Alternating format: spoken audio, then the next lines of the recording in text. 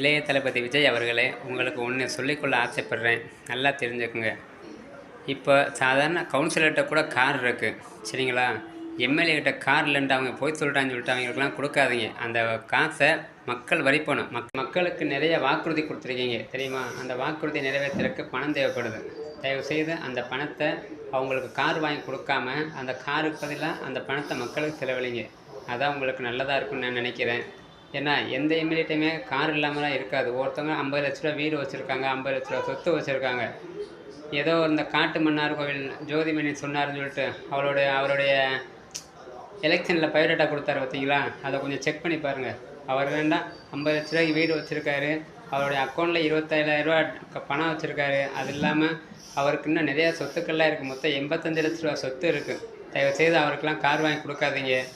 ஆட்டோவில் வரேன்னு இன்னொரு எம்எல்ஏ சொல்கிறார், உங்களுடைய எம்எல்ஏ டிவிக்கு எம்எல்ஏ சொல்கிறார், நாங்கள் ஆட்டோவில் வர்றேன்னு. ஆட்டோவில் வர்ற அளவுக்கு அவர்கிட்ட என்ன ஒரு எம்எல்ஏவுக்கு நிற்கிற அவங்களுக்கு ஆட்டோவில் வர்றாங்களா? சாதாரண கவுன்சிலர் கூட கார் வச்சுருக்கேன், மறந்துடாதீங்க. இதெல்லாம் மக்கள் வரி பணம், மக்களுக்கு செய்யுங்க. எம்எல்ஏக்களுக்கு அவங்களுக்கு இருக்க தெரியும். மாதம் 1 லட்ச ரூபா சம்பளம் தரீங்கல்ல, தேவைன்னா கார் டியூவில் வாங்கிக்கிறட்டும். சாதாரண மக்களே வாங்குகிறாங்க, டியூவில் என்னென்னமோ வாங்குகிறாங்க, சரிங்களா? அதனால் நீங்கள் எந்த எம்எல்ஏக்கு கார் கொடுக்கணுன்னு அவசரம் இல்லை.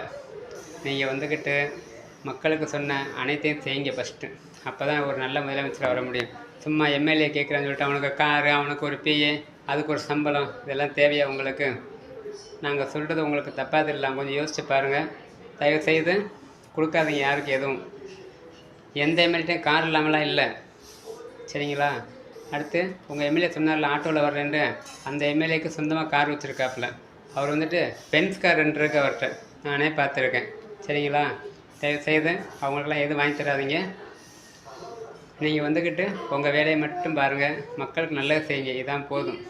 சும்மா கார் கேட்டாங்க, நாளைக்கு கார் கேட்டவன் நாளைக்கு வேறு எதாவது கேட்க போகிறேன்.